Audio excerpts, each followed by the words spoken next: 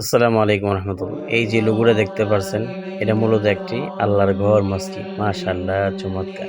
তো আপনাদেরকে এই মসজিদের ভিতর নিয়ে প্রবেশ করে আমি দেখাবো।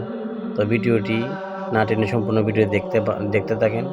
এই মসজিদ যেতে হলে কাতারের মধ্যে ট্রেন আছে, ওই যে ট্রেন আসতেছে, এটার নাম হচ্ছে ট্রেন। এই ট্রেন দ্বারা আপনি যেতে পারবেন। আমি থাকি কাতার রাইয়ান।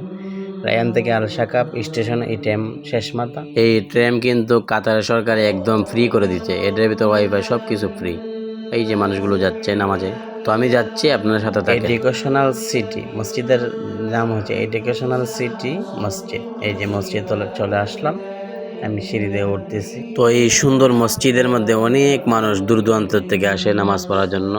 এটার মধ্যে মহিলাদের সুব্যবস্থা আছে নামাজ পড়ার জন্য আলাদা, পুরুষ আলাদা, এবং 5 ওয়াক্ত নামাজ এই জন্যই পুরুষ মহিলা আলাদা ব্যবস্থা আছে। তো আপনারা এই সম্পূর্ণ ভিডিও দেখতে থাকেন। এই মসজিদের লোগোটা দেখেন বাহিরে, এই যে টাওয়ার মসজিদের অনেক চমৎকার ভাই। মসজিদ যেমন ডিজিটাল, এই যে উজুখানাও ডিজিটাল। দেখেন হাত দিলে পানি বের হয়ে যায়, দেখেন আপনি হাত দিবেন পানি বের হবে, চমৎকার।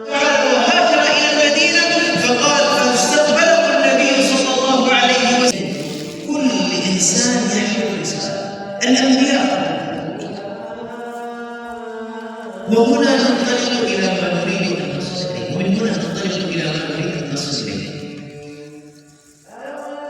إذا قلنا أن الهجرة ولا تتعلق بالانتقال من أرض الأرض، فمفهوم الهجرة الواسع يعني أن الإنسان يترك العادة السلبية، من هجر الصحبة السيئة إلى صحبة صالحة، بذلك يكون مهاجرا. من هجر المعصية إلى الطاعة، بذلك يكون مهاجرا. من هجر الكسل إلى العمل. كل هذه صور من صور الهجرة. فالهجرة لا يعني أننا فقط ننتقل. অনেকের কানের মধ্যে দেখতে পাচ্ছেন, আমার কানের মধ্যে হেডফোন লাগানো। কেন লাগানো হেডফোনটা? আসলে এই হেডফোনটা সরকারের পক্ষ থেকে দেওয়া হয়। এটা ট্রান্সলেটর যে ভাষা বোঝে এই ভাষা বলে দিবে।